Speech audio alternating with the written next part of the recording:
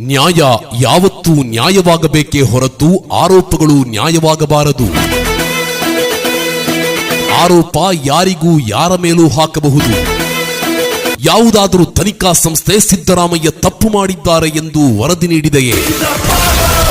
ಸಿದ್ದರಾಮಯ್ಯ ಮುಖ್ಯಮಂತ್ರಿಯಾದದ್ದು ಕೋಟಿಗಟ್ಟಲೆ ಮತದಾರರ ಮತದಾನದಿಂದ, ಕುದುರೆ ವ್ಯಾಪಾರದಿಂದಲ್ಲ.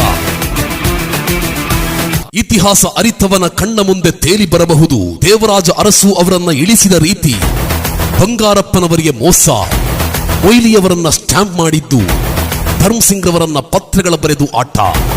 ಆದರೆ ಇದು ಸಿದ್ದರಾಮಯ್ಯ.